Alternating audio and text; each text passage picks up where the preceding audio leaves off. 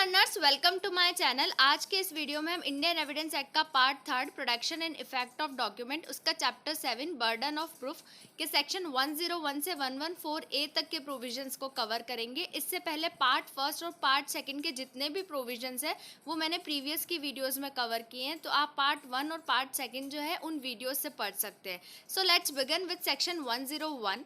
Section 101 कहता है burden of proof. Whoever desires any court to give judgment as to any legal right or liability dependent on the existence of facts which he asserts must prove that those facts exist. तो section 101 क्या कह रहा है कि जो भी person है ना वो चाहता है कि कोर्ट जो है वो क्या करे, जजमेंट दे किसी लीगल राइट और लाइबिलिटी पर, है ना, जो कि बेस्ड है किस पर, उन फैक्ट्स पर जिसको कि वो क्या कर रहा है, क्लेम कर रहा है। तो उस पर्सन को पहले ये प्रूफ करना पड़ेगा कि वो फैक्ट्स एग्जिस्ट करते हैं जिन्हें वो क्लेम कर रहा है। ठीक है, तो वो पर्सन क्या, उसको सबसे पहले क्या प्रूफ करना पड़ेगा कि हाँ जिन फैक्ट्स को मैं क्लेम कर रहा हूँ वो एग्जिस्ट करते हैं, उनकी एग्जिस्टेंस को सबसे पहले उस पर्सन को प्रूफ करना पड़ेगा अगर वो लीगल राइट और लाइबिलिटी के बारे में कोई भी जजमेंट कोर्ट से मांग रहा है तो। Now, when a person is bound to prove the existence of any fact, it is said that the burden of proof lies on that person. अब यहाँ पे बताया है कि burden of proof क्या होता है ना, what is burden of proof? तो burden of proof की definition क्या है? When a person is bound, जब एक person जो है bound होता है क्या करने के लिए, किसी भी fact की existence को prove करने के लिए, जब कोई person किसी भी fact की existence को prove करने के लिए bound है, it is said that burden of proof lies on that person. तब क्या कहा जाएगा कि उस फैक्ट के एग्जिस्टेंस को प्रूव करने का भार किस पे, उसी पर्सन का है जिसको वो उसके एग्जिस्टेंस को प्रूव करना है। तो राइट, तो बर्डन ऑफ प्रूफ समझ में आ गया। When a person is bound to prove the existence of any fact it is said that burden of proof lies on that person. Now illustration, अभी इलस्ट्रेशन से क्लियर हो जाएगा और अच्छे से। A desires a court to give judgment that B shall be punished for a crime which A says B has committed. A must prove that B has committed the crime. अब यहाँ पे ए क्या desire कर रहा है कि court जो है ऐसा जजमेंट दे जिससे कि बी जो है उसको पनिशमेंट मिले जो क्राइम उसने किया है। ठीक है, जिसको ए क्या कर रहा है, असर्ट कर रहा है कि हाँ बी ने ये क्राइम किया है। तो अब ए को क्या करना पड़ेगा, यहाँ पे ए को प्रूव करना पड़ेगा कि बी ने वो क्राइम किया ही किया है, मतलब कि उस क्राइम की एग्जिस्टेंस को कौन प्रूव करने वाला, ए। तो बर्डन ऑफ प्रूफ किसके ऊपर आ गया, यहाँ पे बर्डन ऑफ प्रूफ जो है वो किसके ऊपर है, ए के ऊपर है। जो बोल रहा है उसी को ही प्रूव करना है, इसी को कहते हैं burden of proof. Now section 102 on whom burden of proof lies. The burden of proof in a suit or proceeding lies on that person who would fail if no evidence at all were given on either side. तो section 102 ये कह रहा है कि burden of proof उस person पर आ जाएगा जो कि फेल हो जाएगा अगर कोई भी एविडेंस जो है किसी भी साइड से नहीं दिया गया है तो। ठीक है, 102 को जो है हम ओनर्स ऑफ प्रूफ के नाम से जानते हैं और सेक्शन 101 जो है वो बर्डन ऑफ प्रूफ के नाम से जाना जाता है। ठीक है, ये जो ओनर्स ऑफ प्रूफ होता है ना ये शिफ्ट होता रहता है। अभी हम इसको इलस्ट्रेशन के थ्रू समझेंगे कि ये शिफ्ट कैसे होता है। इसकी जो ये लैंग्वेज है ना ये थोड़ी सी कन्फ्यूजिंग है, पर जब हम इसका इलस्ट्रेशन देखेंगे तो हमें क्लियर हो जाएगा सब कुछ। तो ओनर्स ऑफ प्रूफ जो है वो शिफ्ट होता रहता है, लेकिन बर्डन ऑफ प्रूफ जो है वो शिफ्ट नहीं होता है, वो सिर्फ एक ही पर्सन जो असर्ट कर रहा है उसे ही वो प्रूव कर रहा है। ठीक है, नाउ इलस्ट्रेशन के थ्रू इसे समझते हैं। ए sues B for land of which B is in possession and which as A asserts was left to A by the will of C, B's father. If no evidence were given on either side, B would be entitled to retain his possession. Therefore, the burden of proof is on A. तो यहाँ पे A जो है वो क्या कर रहा है, B को स्यू करता है उस लैंड के लिए जो कि B के पोजेशन में है। ठीक है, और ए साथ ही में ये असर्ट करता है कि ये जो लैंड है वो मुझे बी के फादर ने दी है जो कि सी हैं और मुझे उन्होंने विल के थ्रू ये लैंड मुझे दिए, है ना। यहाँ पे ए ये असर्ट कर रहा है। ठीक है, अब if no evidence were given on either side B would be entitle to retain his possession. अब जब एविडेंस देने की बारी आई तो ना ही ए ने कोई एविडेंस दिया और ना ही बी ने कोई एविडेंस दिया। ठीक है, तो जब अगर दोनों ही साइड से कोई एविडेंस नहीं आए तो वो लैंड अभी किसके पोजेशन में है, वो बी के पोजेशन में ही है। ए तो प्रूव कर नहीं पाया उसका खुद का पोजेशन। ठीक है, तो वो लैंड किसके पोजेशन में रहेगी, वो लैंड अब अभी बी के पोजेशन में ही रहेगी। ठीक है, अब क्या होगा, यहाँ पे ए जो है ना वो फेल हो गया। वो प्रूव नहीं कर पाया, ठीक है, कोई एविडेंस नहीं दे पाया यहाँ पे। तो फेल कौन हुआ? ए फेल हुआ, ठीक है। बी को तो अभी ऐसे कोई एविडेंस देना ही नहीं था। बी तो एविडेंस तब देता जब ए अपना कोई एविडेंस लेके आता, उसके काउंटर में बी फिर उसको एविडेंस प्रेजेंट करता, राइट। तो यहाँ पे ए फेल हो गया। तो यहाँ पे अब लाइबिलिटी किसकी है प्रूव करने की? अब लाइबिलिटी किसकी है? ए की। अब ए को प्रूव करना पड़ेगा। भैया सूट भी आप लेके आए हो, उसके बाद आप एविडेंसेस भी नहीं दे रहे हो, ठीक है। तो अब ये बर्डन किस पे है? ये सबूत का भार किस पे? ये ए के पास ही है कि भैया ये लैंड जो है ये मेरी। अब उसको प्रूव करना पड़ेगा, बताना पड़ेगा कि ये लैंड जो है मुझे बी के फादर ने दिए। तो इसको कहते हैं ऑनर्स ऑफ प्रूफ। ये शिफ्ट होता है। अब मान लो ए एविडेंस दे देगा तो फिर अब बी जो है उसके काउंटर में एविडेंस देगा। तो ये ऐसे शिफ्ट होता रहता है। जो कुछ जो बोल रहा है उस पर एविडेंस दे रहा है, फिर सामने वाले पर्सन पे शिफ्ट हो रहा है, फिर वापस से सामने वाले पे आ रहा है। तो इसलिए हम इसको कहते हैं ऑनर्स ऑफ प्रूफ, और ये शिफ्ट होता रहता है टाइम टू टाइम, ठीक है। आई होप आपको ये क्लियर हुआ होगा। एक और इलस्ट्रेशन के थ्रू इसको समझते हैं। Now illustration B, A sues B for money due on a bond. The execution of the bond is admitted, but B says that it was obtained by fraud, which A denies. If no evidence were given on either side, A would succeed as the bond is not disputed and the fraud is not proved. Therefore, the burden of proof is on B.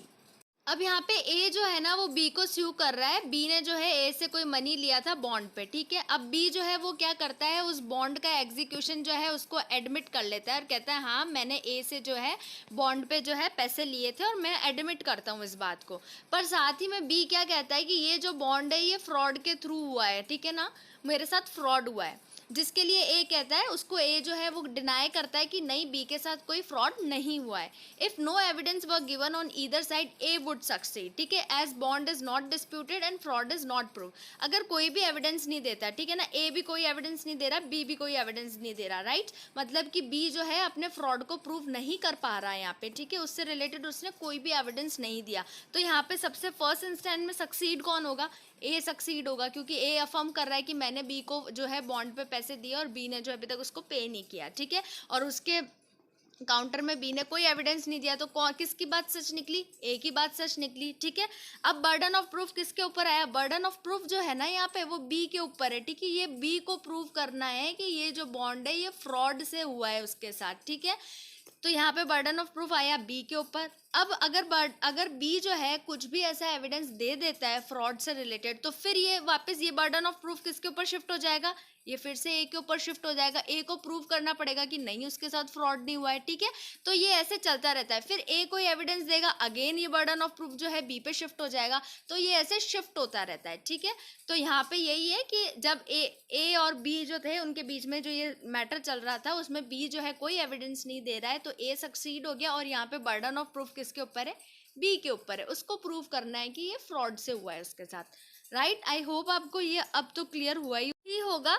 तो अब जो है क्या चीज़ याद रखनी है, 101 और 102 में बर्डन ऑफ प्रूफ क्या होता है, उसकी डेफिनेशन क्या है, ओनस ऑफ प्रूफ क्या होता है और इसकी डेफिनेशन क्या है, और बर्डन ऑफ प्रूफ और ओनस ऑफ प्रूफ के बीच में डिफरेंस क्या है, ठीक है।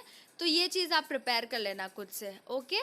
सो now next section 103, burden of proof as to particular fact, ठीक है। The burden of proof as to any particular fact lies on that person who wishes the court to believe in its existence, unless it is provided by any law that the proof of that fact shall lie on any particular person. तो section 103 क्या कह रहा है, जब भी किसी particular fact को prove करने की बात आए तो उसका बर्डन उस पर्सन पे होगा जो कोर्ट से ये चाहता है कि उस पर्टिकुलर फैक्ट की एग्जिस्टेंस पर कोर्ट जो है वो बिलीव करे, ठीक है। अनलेस एक प्रोविजन दिया गया है इसके अंदर कि it is provided that the proof of that fact shall lie on any particular person. ऐसा होता है ना बहुत बार कि कुछ फैक्ट्स जो है सिर्फ पर्टिकुलर पर्सन से प्रूव कर सकते हैं, उनके अलावा कोई और पर्सन प्रूव नहीं कर सकता, ठीक है। अगर ऐसा वाला केस नहीं है तो वो पर्सन जो है उसके ऊपर बर्डन ऑफ प्रूफ आ जाएगा। लेकिन अगर वो फैक्ट ऐसा है जिसको कुछ पर्टिकुलर पर्सन प्रूव कर सकते हैं तो उस केस में वो पर्सन उसकी एग्जिस्टेंस को प्रूव नहीं कर सकता, right. Now Illustration A prosecutes B for theft and wishes the court to believe that B admitted the theft to C. A must prove the admission. यहाँ पे A जो है वो क्या कर रहा है, बी को प्रोसिक्यूट कर रहा है यहाँ पे थेफ्ट के लिए, ठीक है, और साथ ही में क्या विश कर रहा है कि कोर्ट जो है बिलीव करे कि बी जो है उसने क्या किया है, एडमिशन किया है उसके चोरी का सी को, ठीक है। तो ए जो है वो बी को प्रोसिक्यूट करवाता है थेफ्ट के लिए और ये चाहता है कि कोर्ट जो है ये बिलीव करे कि बी ने जो है सी से कहा है कि हाँ मैंने चोरी की है। तो ए को जो है यहाँ पे क्या करना पड़ेगा, ए को जो एडमिशन किया है ना बी ने सी को, उस एडमिशन को प्रूव करना पड़ेगा, ठीक है। तो ये इलस्ट्रेशन ये बात कर रहा है, अगर ए चाह रहा है कि कोर्ट जो है बिलीव करे कि बी ने जो है सी को एडमिशन किया है, तो ए को उस एडमिशन को सबसे पहले प्रूव करना पड़ेगा, तभी कोर्ट फिर बिलीव करेगा। Now illustration B, B wishes the court to believe that at the time in question he was elsewhere he must prove it. B ये चाहता है कि कोर्ट ये बिलीव करे कि मैं उस पर्टिकुलर टाइम पे कहीं और था, तो बी को प्रूव करना पड़ेगा कि हाँ मैं पर्टिकुलर टाइम पे देखो कहीं और था, उसके एविडेंसेस उसको देने पड़ेंगे, right? Now section 104, burden of proving fact to be proved to make evidence admissible. The burden of proving any fact necessary to be proved in order to enable any person to give evidence of any other fact is on the person who wishes to give such evidence. तो section 104 क्या कह रहा है कि evidence को admissible बनाने के लिए वो फैक्ट जिसे प्रूव करना हो, उन फैक्ट को प्रूव करने का बर्डन किस पर है, उस पर्सन का है, उस पर्सन के ऊपर है जो कि ऐसा एविडेंस देना चाहता हो, ठीक है। नाउ इलस्ट्रेशन के थ्रू इसको समझते हैं। A wishes to prove a dying declaration by B, A must prove B's death, है ना। तो ए जो है वो क्या करना चाहता है, बी का डाइंग डिक्लेरेशन प्रूव करना चाहता है, लेकिन डाइंग डिक्लेरेशन कब प्रूव करेगा, उससे पहले उसको ये प्रूव करना पड़ेगा कि हाँ बी जो है वो अब डाइड हो चुका है, अब उसकी जो है वो डेथ हो चुकी है। जब तक वो उसकी डेथ को प्रूव नहीं कर देता ना, तब तक वो उसके डाइंग डिक्लेरेशन को प्रूव नहीं कर सकता। तो सबसे पहले क्या करना पड़ेगा, ए को उसकी डेथ प्रूव करनी पड़ेगी, एंड देन उसके बाद जो है वो उसके डाइंग डिक्लेरेशन को प्रूव कर सकता है। ये वाली बात हुई ना कि to proving fact to be prove to make evidence admissible, ठीक है। ये कह रहा है ना कि burden of proving any fact necessary to be proved in order to enable any person to give evidence of any other fact, ठीक है। तो सबसे पहले इस फैक्ट को करना पड़ेगा, तब ये वाली चीज़ जो है इसका वो एविडेंस देके इसको प्रूव कर सकता है। Now illustration B, A wishes to prove by secondary evidence the contents of a lost document. A must prove that the document has been lost, ठीक है। A जो है वो क्या चाहता है कि वो secondary evidences दे दे, जो कि document खो चुका है उसका secondary evidence दे दे। तो सबसे पहले A को जो है ये prove करना पड़ेगा कि हाँ उसका document जो है वो क्या हो गया है, वो खो चुका है, ठीक है, वो lost हो चुका है। सबसे पहले उसको उसका lost होना जो है उसको prove करना पड़ेगा, तभी वो secondary evidence दे सकता है। आई होप आपको ये क्लियर हुआ होगा। Now next section, section 105, burden of proving that case of accused comes within exceptions.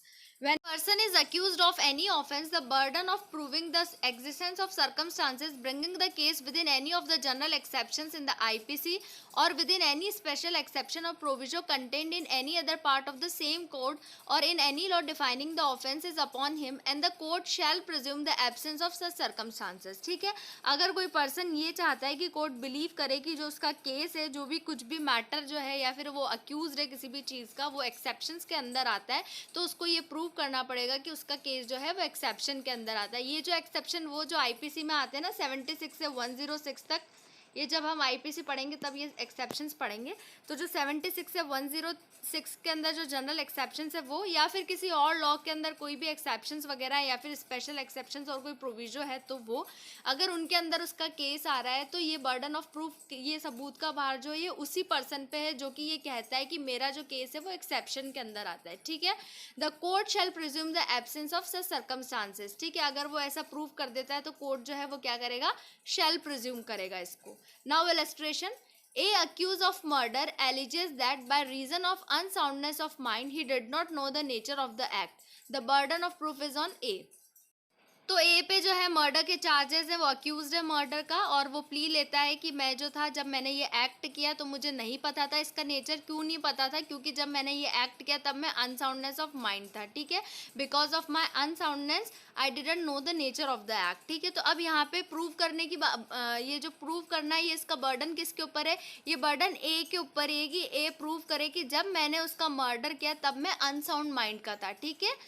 तो ये एक्सेप्शन है, एक अनसाउंडनेस ऑफ माइंड जो है एक एक्सेप्शन है आईपीसी के अंदर, तो उसको प्रूव करना पड़ेगा ए को, अगर उसके केस को एक्सेप्शन के अंदर लेके आना है तो। क्लियर। नेक्स्ट इलस्ट्रेशन देखते हैं इसका। Illustration B, A accused of murder alleges that by grave and sudden provocation he was deprived of the power of self control. The burden of proof is on A. यहाँ पे again A जो है उस पर क्या murder के charges, accused है वो मर्डर का, और ये बोलता है कि जब मैंने ऐसा किया तो मैं ग्रेव और सडन प्रोवोकेशन में कर दिया मैंने, और मैं जो अपना सेल्फ कंट्रोल था वो खो गया क्योंकि मुझे सामने से प्रोवोकेशन मिल रहा था, उसके कारण मैंने जो अपनी पावर ऑफ सेल्फ कंट्रोल है वो लूज़ कर दी, और इसी कारण जो है मैंने उसका मर्डर कर दिया। तो यहाँ पे ए को जो है प्रूव करना पड़ेगा कि उसको ग्रेव एंड सडन प्रोवोकेशन मिला था या नहीं मिला था।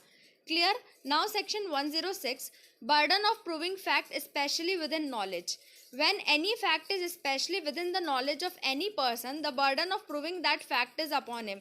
कोई भी ऐसा फैक्ट है जो किसी पर्सन की पर्सनल नॉलेज में है तो वो बर्डन किसके ऊपर है? उसी पर्सन के ऊपर है जिसको कि उस फैक्ट की नॉलेज है। इसके इलस्ट्रेशन देखते हैं। Illustration A, when a person does an act with some intention other than that which the character and circumstances of the act suggest, the burden of proving that the intention is upon him. ठीक है, अगर किसी के intention को prove करने की बात आई और वो इंटेंशन जो है कुछ और ही दिख रहा है उसके एक्ट से, उसका एक्ट कुछ और ही सजेस्ट कर रहा है पर एक्चुअल में उसका इंटेंशन वो है नहीं, तो यहाँ पे उसके इंटेंशन को प्रूव करना किसका बर्डन है? उसी पर्सन का बर्डन है। ठीक है, वो ही प्रूव करेगा कि नहीं मेरा इंटेंशन उस एक्ट के वक्त ऐसा नहीं था। Now B, A is charged with traveling on a railway without a ticket. The burden of proving that he had a ticket is on him. ठीक है, ये वाला क्वेश्चन आता है ना। तो ए जो है उस पर चार्ज लगाया कि वो जो है ट्रेन के अंदर जो है ट्रैवल कर रहा है बिना टिकट के। अब ये बर्डन किसके पास है कि उसके पास टिकट था? उसी पर्सन के पास होगा ना। अब भैया मैं ट्रेन के अंदर ट्रैवल कर रही हूँ और मुझे आके टीटी पूछता है मेरा टिकट नहीं मिल रहा, तो ये मेरे ऊपर है, मुझे प्रूव करना है कि मैंने टिकट लिया था, शायद अब वो कहीं खो गया है, ये सारी चीज़ें। तो ये बर्डन किसके पास है? उस पर्सन के पास है जो कि जिसके पास अभी टिकट नहीं है। ये उसी को प्रूव करना है कि उसके पास टिकट क्यों नहीं है।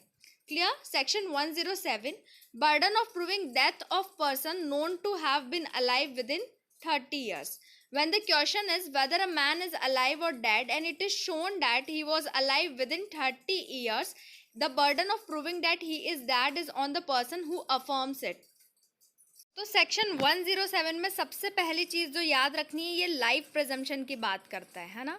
बहुत ज़्यादा कन्फ्यूजन हो जाता है 107 एंड 108 के बीच में। तो सेक्शन 107 जो है वो लाइफ प्रिजम्पशन की बात कर रहा है। करेक्ट? नाउ अब पढ़ते हैं इसको। जब भी ऐसा क्वेश्चन रेज हो जाता है कि ये पर्सन जो है जिंदा है या फिर मर चुका है, ठीक है, और ये शो कर दिया जाता है कि वो 30 साल के भीतर जो था वो जिंदा है, ठीक है, अब बर्डन किसके ऊपर चले गया? जो ये अफर्म कर रहा था कि नहीं वो पर्सन मर चुका है, तो अब उसी को प्रूव करना पड़ेगा कि वो मर चुका है या नहीं मर चुका। अदरवाइज इसके अंदर ये लाइफ प्रिजम्पशन किया जाता है। अगर कोई पर्सन जो है अलाइव है विद इन 30 ईयर तो उसको हम क्या मानते हैं? लाइव ही मानेंगे, अनलेस एंड अनटिल जो पर्सन अफर्म कर रहा है वो ये प्रूव कर दे कि हाँ वो पर्सन डेड हो चुका है। ठीक है, तो 107 is all about life presumption, और उसके साथ में ये 30 ईयर्स याद रख लेना आप। ठीक है, now section 108, burden of proving that person is alive who has not been heard of for 7 years, provided that when the question is whether a man is alive or dead and it is proved that he has not been heard of for 7 years by those who would naturally have heard of him if he had been alive, the burden of proving that he is alive is shifted to the person who affirms it. तो ये 107 का extension है क्योंकि ये provided के साथ start हो रहा है। तो 108 क्या कह रहा है कि अगर वही क्वेश्चन है कि कोई पर्सन जिंदा है या मर चुका है और ये प्रूव हो जाता है कि हमने पिछले 7 साल से उसके बारे में कुछ भी नहीं सुना है, हमें पता ही नहीं है कि वो पिछले 7 साल से है कहाँ पे, ठीक है, तो अब बर्डन ऑफ प्रूफ किसके ऊपर है? उस पर्सन के ऊपर है जो कि ये अफर्म कर रहा है कि नहीं वो जिंदा है। ठीक है, वो अफर्म कर रहा है कि वो जिंदा है, तो उसको ये प्रूव करना पड़ेगा कि हाँ जिंदा है। अदरवाइज हम क्या मानेंगे? हम उसका डेथ का प्रिजम्पशन लेके चलेंगे। ठीक है, अदरवाइज हम उसको क्या मानेंगे? डेड मानेंगे। ठीक है, अनटिल एंड अनलेस वो पर्सन जो है आके प्रूव कर दे, उस पर्सन को ले आए और प्रूव कर दे देखो ये पर्सन तो जिंदा है। ठीक है, तो सेक्शन 108 जो है वो डेथ का प्रिजम्पशन लेके चलता है और इसको हम कहते हैं सिविल डेथ। ठीक है, जिस पर्सन को हमने पिछले 7 साल से नहीं सुना और नहीं देखा है तो उसकी डेथ को हम क्या मानते हैं? सिविल डेथ मानते हैं, क्योंकि उसकी कोई बॉडी तो हमने देखी नहीं, कुछ ऐसा प्रूफ तो हमें मिला ही नहीं, तो उसको हम लॉ के अंदर जो है वो सिविल डेथ मानते हैं। क्लियर। तो सेक्शन 107 एंड 108 के अंदर क्लियर हो चुका है। यहाँ पे 107 के अंदर तो 30 ईयर्स याद रखना और यहाँ पे 7 ईयर्स, ठीक है। साथ ही में 107 is all about life presumption and 108 is about the death presumption. Now section 109, burden of proof as to relationship in the cases of partners, landlord and tenant, principal and agent. When the question is whether persons are partner, landlord, tenant, principal and agent and it has been shown that they have been acting as such, the burden of proving that they do not stand or have ceased to stand to each other in those relationships exists on the person who affirms it। ठीक है, जब कोई question raise हो गया कि क्या ये लोग जो हैं टीनेंट हैं, लैंडलॉर्ड हैं, पार्टनर्स हैं या नहीं है, प्रिंसिपल है इसका या फिर ये इसका एजेंट है या नहीं है, तो ये बर्डन उस पर्सन के ऊपर आ जाएगा जो कि डिनाई कर रहा है, जो कि ये बोल रहा है कि नहीं ये लोग नहीं तो प्रिंसिपल एजेंट है, नहीं ये लोग पार्टनर्स है, नहीं ये लैंडलॉर्ड एंड टीनेंट। अगर वो ऐसा कह रहा है तो वो साथ ही में इसको प्रूफ भी करे, ठीक है। जो पर्सन कह रहा है उसी के ऊपर बर्डन हो जाएगा उसको प्रूफ करने का, सिंपल सा है। Now section 1010, burden of proof as to ownership. When the question is whether any person is owner of anything of which he is shown to be in possession, the burden of proving that he is not the owner is on the person who affirms that he is not the owner। अब किसी ownership की बात आई है, ठीक है, किसी person के possession में कोई चीज़ है और सामने वाला पर्सन कह रहा है नहीं ये चीज़ तो इसकी नहीं है, वो डिनाई कर रहा है उसकी ओनरशिप उस पर्टिकुलर चीज़ को लेकर, ठीक है। तो अब ये बर्डन किसके पास है, उसी पर्सन के ऊपर चले जाएगा ये बर्डन जो कि डिनाई कर रहा है उसकी ओनरशिप को, उसको प्रूव करना पड़ेगा कि कैसे जो है इस पर्सन की इसके ऊपर ओनरशिप नहीं है। Now section 111, proof of good faith in transaction where one party is in relation of active confidence.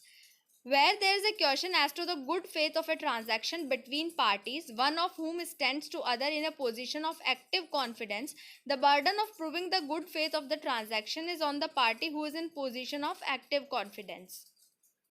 तो सेक्शन 111 में क्या क्वेश्चन है, as to the good faith of a transaction between parties, ठीक है। तो इसका मतलब, इससे मतलब क्या हुआ कि जब भी ट्रांजैक्शन जो है ना वो बिटवीन टू पार्टीज है, ठीक है, और उनमें से एक पार्टी जो है ना, दो पार्टी में से एक पार्टी जो है वो क्या है, is in relation of active confidence. जैसे फादर सन हो गया है ना, और अपना डॉक्टर पेशेंट की रिलेशनशिप हो गई, तो इन वाली रिलेशनशिप को हम कहते हैं एक्टिव कॉन्फिडेंस, ठीक है। अब इसमें से एक जो है उसकी पोजीशन क्या है, एक्टिव कॉन्फिडेंस, और ट्रांजैक्शन जो है वो क्या है, प्रूव करना है कि वो गुड फेथ में है। तो ये बर्डन किसके ऊपर है कि वो ट्रांजैक्शन को प्रूव करे कि वो गुड फेथ में हुआ है, उस पार्टी के ऊपर जो कि पोजीशन में है एक्टिव कॉन्फिडेंस के। क्लियर, इसको इलस्ट्रेशन के थ्रू समझते हैं। Illustration, the good faith of a sale by a client to an attorney is in question in a suit brought by the client. The burden of proving the good faith of the transaction is on the attorney। ठीक है, तो यहाँ पे क्या question है कि जो cell की है ना क्लाइंट ने अटॉर्नी को, वो गुड फेथ में है या नहीं है, और इसी से रिलेटेड जो है क्लाइंट जो है वो क्या करता है, अटॉर्नी के ऊपर सूट लेके आता है।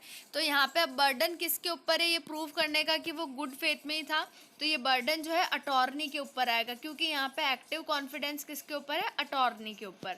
आई होप आपको ये क्लियर हुआ होगा। Now next section, section 111A, presumption as to certain offences. Now subclause 1, where a person is accused of having committed any offence specified in subsection 2 in, पहले subsection 2 पढ़ लें, उससे फिर क्लियर हो जाएगा, है ना। तो subsection 2 क्या है, subsection 2 कहता है the offences referred to in subsection 1 are the following, namely an offence under section 121, 121A, section 122 और section 123 of IPC। B, criminal conspiracy or attempt to commit or abatement of an offence under section 122 और section 123, ठीक है। तो कोई भी person जिसके ऊपर क्या है, इन A और B के अंदर जितने भी सेक्शंस दिए गए हैं उनके अंडर वो चार्ज्ड है। तो नाउ इसका सब सेक्शन 1 पढ़ते हैं। तो सब सेक्शन 1 क्या कह रहा था कि when a person is accused of having committed any offence specified in subsection 2, जो कि अपन ने पढ़े कि कौन कौन से सेक्शंस वहाँ दिए गए, अगर उनके अंदर कोई पर्सन जो है वो चार्ज्ड है तो क्या होगा। Now A, that any area declared to be a disturbed area under any enactment for the time being in force, making provision for the suppression of disorder and restoration and maintenance of public order. कोई भी ऐसा disturbed area है ना, जहाँ पे ऐसे दंगे वगैरह हो जाते हैं ना, तो वहाँ पे ऑर्डर निकाल रखा है, जैसे 144 और ये सारी चीज़ें लगाते हैं ना धारा, तो वो वाली चीज़ है ये. B any area in which there has been over a period of more than 1 month extensive disturbance of the public peace. ठीक है, ऐसा कोई एरिया जहाँ पे 1 महीने से ज़्यादा हो चुका है और वहाँ पे क्या हो रहा है, extensive disturbance of public peace हो रहा है. ठीक है, and it is shown that such person had been at a place in such area at a time when the fire arms or explosives were used at or from that place to attack or resist the member of any armed forces or the forces charged with the maintenance of public order acting in the discharge of their duties, it shall be presumed unless the contrary is shown that such person had committed such offence. तो क्या ये जो ए और B के अंदर दिया गया है कि ऐसा कोई भी एरिया जहाँ पे क्या हो रहा है, ऐसे ऑर्डर निकाल रखे हैं मेंटेनेंस ऑफ पब्लिक ऑर्डर जो है, सप्रेशन ऑफ डिसऑर्डर और रिस्टोरेशन के लिए निकाल रखा हो, या फिर जो है कोई ऐसा एरिया है जहाँ पे 1 महीने से ज़्यादा जो है पब्लिक पीस का डिस्टर्बेंस हो रहा है. ठीक है, और क्या हो रहा है, इन एरियाज के अंदर उस पर्सन को देखा जाता है जो कि चार्ज है सब सेक्शन 2 के अंदर, जो भी अपन पढ़ के आए हैं. ठीक है, वो पर्सन चार्ज है उन सेक्शन के अंदर, और वो पर्सन जो है इन एरिया में दिखाई देता है कब, जबकि फायर आर्म्स एक्सप्लोजिव यूज किए जा रहे हैं from that place to attack or resist a member of any armed forces. ठीक है, आर्म फोर्सेस जो है अपने बचाव के लिए जो है ये सारी चीज़ें कर रही है, और वो पर्सन जो है उस टाइम उस प्लेस पे प्रेजेंट होता है, तो कोर्ट क्या करेगा, शैल बी प्रिज्यूम्ड करके चलेगा that such person has committed such offence. ठीक है, उसी पर्सन ने है जो है वो ऑफेंस कमिट किया है. ठीक है, कौन से पर्सन ने, जो कि ऑलरेडी चार्ज है उन सेक्शंस के अंदर जो भी अभी अपन ने सब सेक्शन 2 के अंदर पढ़ा है. तो कोर्ट जो है ये प्रिज्यूम करेगा, शैल प्रिज्यूम करेगा. इसको ध्यान रखना कि 111A जो है वो शैल प्रिज्यूम की बात करता है. अगर कोई भी ऐसी प्लेस है जहाँ पे ऑर्डर्स निकले हुए हैं या 1 महीने से ज़्यादा पब्लिक पीस का डिस्टर्बेंस हो रहा है, और वहाँ पे जो है अपनी आर्मी और जितनी भी फोर्सेस हैं वो क्या कर रही है, रेजिस्ट कर रही है, या वहाँ पे बहुत ज़्यादा टिफ चल रहा है और उस टाइम पे वो पर्सन वहाँ प्रेजेंट है, तो ये मान लिया जाएगा कि वो ऑफेंस जो है उस पर्सन ने कमिट किया है. Now section 112, birth during marriage conclusive proof of legitimacy. The fact that any person was born during the continuance of a valid marriage between his mother and any man, or within 280 days after its dissolution, the mother remaining unmarried, shall be conclusive proof that he is the legitimate son of that man, unless it can be shown that the parties to marriage had no access to each other at any time when he could have been begotten. तो section 112 क्या कह रहा है? पहली चीज़ तो section 112 ये कह रहा है कि अगर वैलिड मैरिज के रहते हुए कोई चाइल्ड बॉर्न होता है, valid marriage between his mother and any man, यहाँ पे एनी मैन दिया है, ये चीज़ याद रखना, यहाँ पे हस्बैंड नहीं कोई भी मैन है. ठीक है, मदर तो है ही लेकिन यहाँ पे एनी मैन लिखा है साथ में, तो इसको याद रखना. तो पहली चीज़ क्या, अगर वैलिड मैरिज में कोई चाइल्ड बॉर्न हो रहा है तो. सेकेंड चीज़ क्या है, अगर मैरिज डिज़ोल्व हो गई है, ठीक है, डिज़ोल्यूशन के 280 दिन के अंदर अंदर, ठीक है, विद इन 280 डेज के अंदर अगर कोई चाइल्ड बॉर्न हो रहा है तो, लेकिन इसके साथ एक कंडीशन और है कि जो मदर है ना वो अनमैरिड रहनी चाहिए. ठीक है, मदर ने मैरिज ना की हो, ये होना चाहिए. अनमैरिड होगी तो इसको वैलिड मानेंगे. ठीक है, अगर ये 2 कंडीशंस है ना, अगर ये 2 कंडीशंस है तो इसको कॉन्क्लूसिव प्रूफ माना जाएगा. किसका कॉन्क्लूसिव प्रूफ माना जाएगा? कि वो जो चाइल्ड है वो लेजिटिमेट सन है of that man. That man से क्या मतलब है यहाँ पे, जो उस वाइफ का हस्बैंड है ना, उससे मतलब है. ठीक है, चाहे कोई भी मैन था, किसी भी मैन से वो चाइल्ड हुआ हो, वो मैटर नहीं करता. वो चाइल्ड जो है वो किसका माना जाएगा, उसी के हस्बैंड का लेजिटिमेट सन माना जाएगा. ठीक है, लेकिन एक प्रोविजन और है यहाँ पे, unless it can be shown that the parties to marriage had no access to each other at any time when he could have begotten. ठीक है, अगर उसका हस्बैंड जो है ना, उस वुमन का हस्बैंड आके ये प्रूव कर देता है कि हम दोनों के बीच में कोई एक्सेस नहीं था, हम दोनों एक दूसरे से मिल नहीं सकते थे या मिल नहीं पाए, और इसके कारण से ये जो चाइल्ड है ये कंसीव हो ही नहीं सकता था, ऐसा वो प्रूव कर दे, तो इस केस में जो है वो उसका लेजिटिमेट सन नहीं होगा, ठीक है ना। वो फादर जो है वो उसका लेजिटिमेट फादर नहीं कहलाएगा अगर हस्बैंड प्रूव कर देता है। अगर हस्बैंड नहीं प्रूव करता तो यही एक कॉन्क्लूसिव प्रूफ मान के चलेंगे कि वो जो चाइल्ड जो है वो वैलिड मैरिज के टाइम बॉर्न हुआ है, 280 डेज के अंदर बॉर्न हुआ है डिसोल्यूशन के, और उसकी मदर जो है अनमैरिड है, तो इसका मतलब वो जो चाइल्ड है वो किसका है, उस वुमेन के हस्बैंड का ही है। यही कॉन्क्लूसिव प्रूफ लेके चलेंगे, इसलिए बोला है it shall be conclusive proof, ठीक है। अगर कोई भी चाइल्ड ड्यूरिंग मैरिज अगर उसका बर्थ होता है तो। Clear. Now section 113, proof of secession of territory.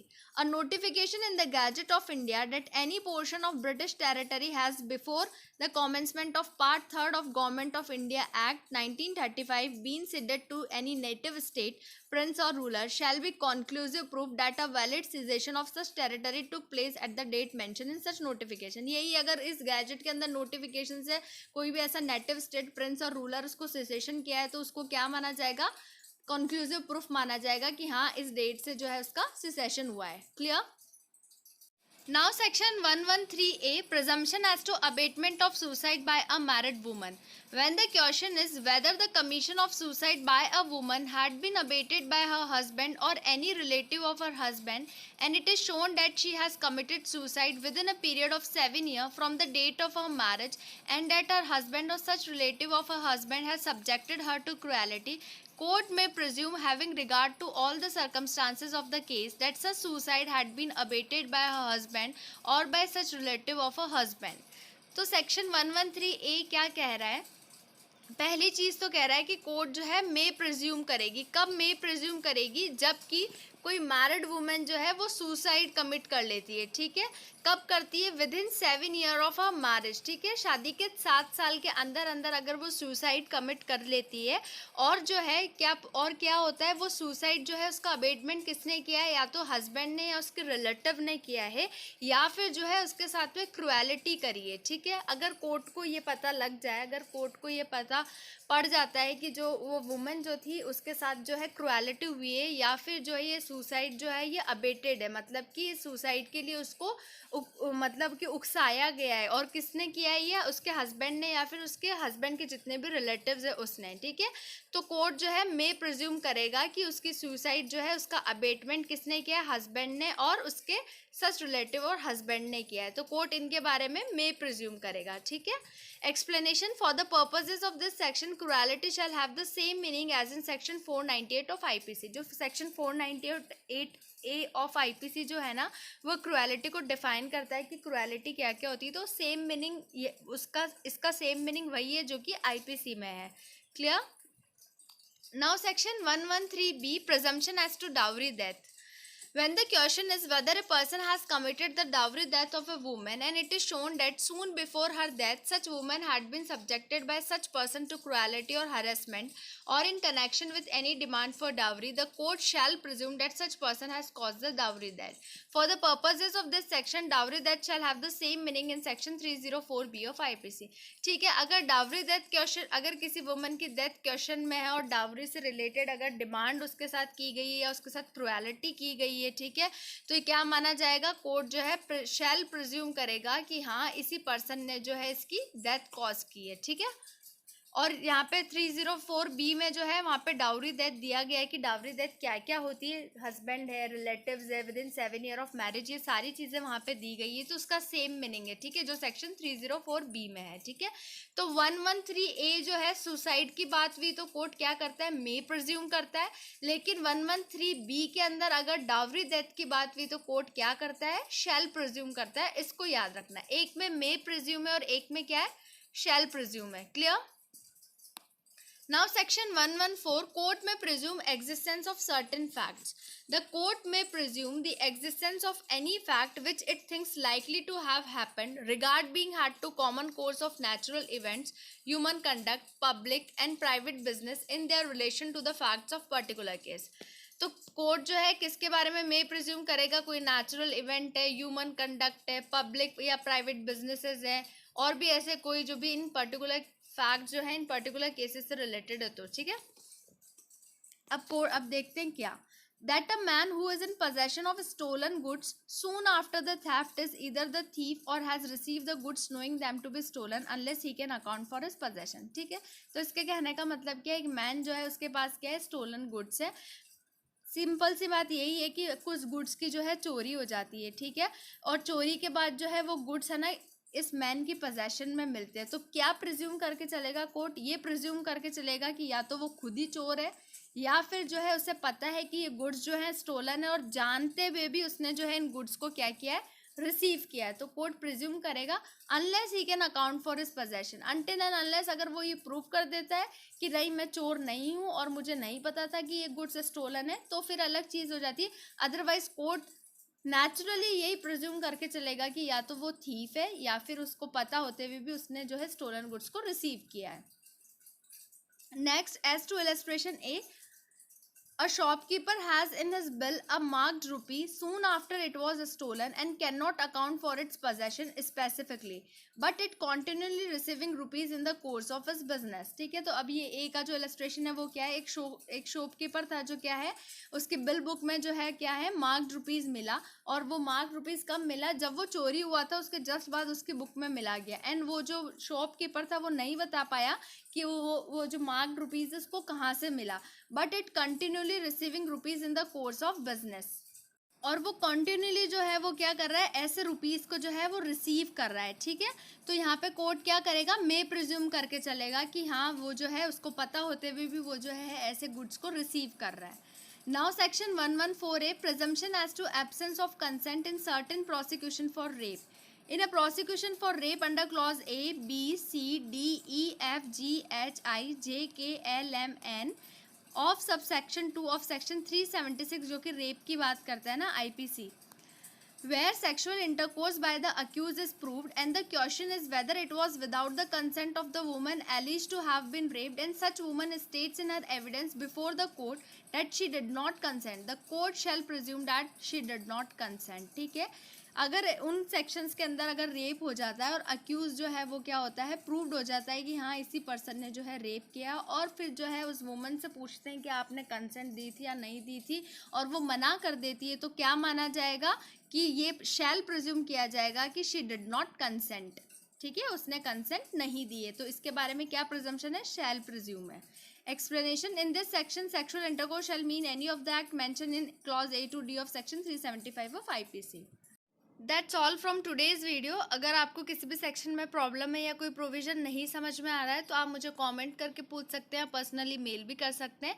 And yes, अगर आपको ये वीडियो इन्फॉर्मेटिव लगा हो, हेल्पफुल लगा हो, तो please do like, share and subscribe to my channel. Thank you so much.